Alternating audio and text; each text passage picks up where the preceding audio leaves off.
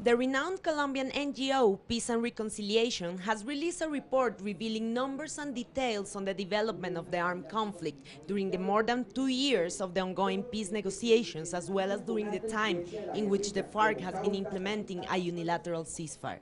Compared with 2013, in 2014 there was a 40% reduction in the FARC's military activity. Now, if we compare that with the unilateral ceasefire implemented since the 20th of December last year, the reduction is almost 100%. We are living the most peaceful period of time for the last 35 years. By contrasting sources from both the Ministry of Defense and the FARC, monitoring regional media outlets and doing field work in more than 250 Colombian municipalities, the researchers have come to the conclusion that around 1,000 combatant lives have been saved, and moreover, 4,000 civilians' lives have been preserved. This year we saved many civilians, and forced displacement was reduced by 57% in 2014, which is quite a significant number of people who were prevented from having to flee their homes. All of that is an advancement in peace. However, social leaders in the rural areas of Colombia have been denouncing the continued military actions of the Colombian army, which in some cases have even increased.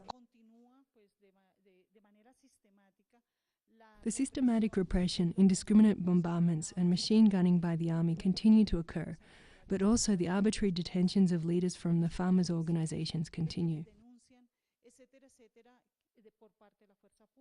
As the positive impact of the FARC's unilateral ceasefire has been acknowledged by social organizations as well as national institutions, people in the rural areas are still demanding from the government the implementation of a bilateral ceasefire. From Bogotá, NATALIA MARGARITA, teleSUR.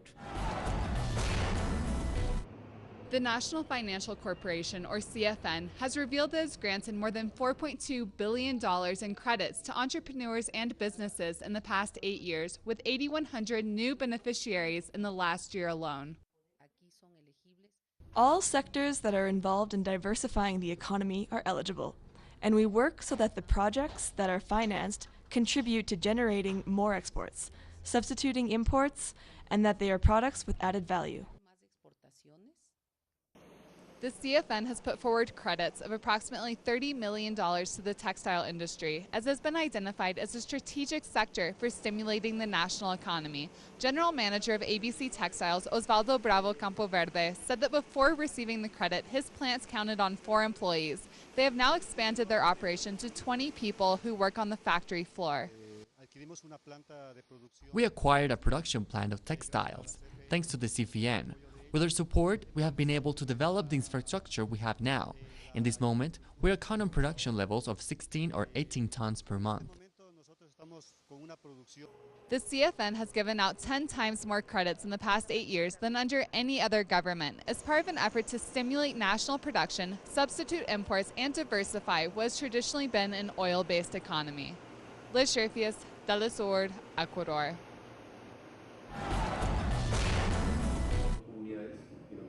Official studies in the region of Espinar, Peru, show that 100% of inhabitants have tested positive for dangerous levels of toxic metals. The suspect is Swiss company Glencore, which has large copper mining operations there. However, the government is protecting Glencore, according to the Office of Congresswoman Veronica Mendoza. The state, instead of conducting a serious assessment for the people's treatment, not only fails to give them a report on the impact of those 6 metals, it also hides information on the other 11 metals. The state continues to monitor the situation, but without taking action for health improvements or for the causes of contamination. Dr. Chumbe from the Peruvian Medical School explains that time is critical for those affected by toxic metals from the copper mines, as the probability of surviving or avoiding permanent damages increases by eliminating the sources and undergoing medical treatment as soon as possible. Chemical agents in general, and in particular heavy metals, can cause chronic acute damages including cancer.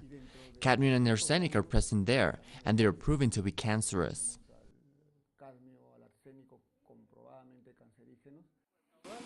The government has not taken action since the first study showing contamination was released in 2010 and the second in 2013. With no solution in the horizon, civil unrest is expected in the region, with large protests set for May of this year. Previous protests saw violent clashes between police and residents. Reporting from Lima, Peru for teleSUR, Rael Mora.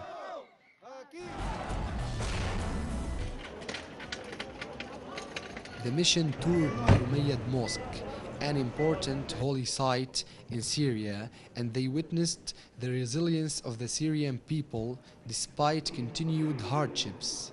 Many participants on the delegation expressed their concerns about the role of the US government and other nations in perpetuating the conflict.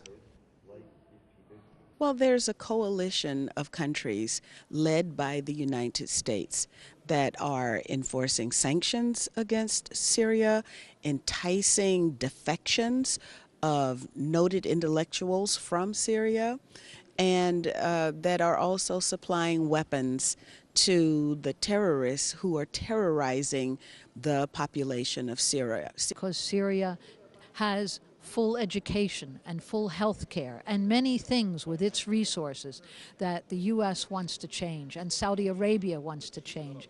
And because Syria has been steadfast for Palestine, and therefore Israel is determined also to destroy Syria. So there is really a reactionary evil alliance, a conspiracy against Syria.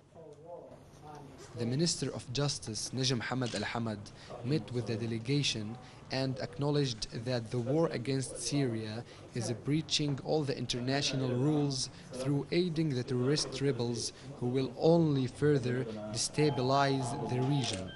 Mr. Ramsey Clark, the head of the delegation, sees that conflict must stop for the sake of innocent people. But you can't go on forever. You've got power and numbers beyond the capacity of Syria to resist. So people who want peace, people who love children, better stand up now and say no more, not another foot. This was not the first recent international delegation to Syria. Members of the French Congress visited Syria on Sunday and had important meetings with the Syrian government about reconsidering their relations with Syria. Mishwan Abdullah, teleSUR, Damascus, Syria. During last summer's attacks on Gaza, the Israeli forces intentionally targeted 80% of the territory's factories, seriously endangering the Palestinian enclave's economy because 30% of goods are provided by this sector. In the light of this issue, the Palestinian Ministry of National Economy this Wednesday began providing financial compensations to over 1,600 owners of the affected factories, industrial and commercial facilities. Each owner received close to $2,500 through the Bank of Palestine, despite the amount of money caused by the disproportionate attacks on Gaza. The business sector expressed their gratitude after receiving the funds and thanked the government for its efforts to ease the crisis affecting millions of Palestinians. I realise that $2,485 is not enough to fix a whole factory, or even to help the owners get back on their feet again, but it's what the of Gaza will start soon. So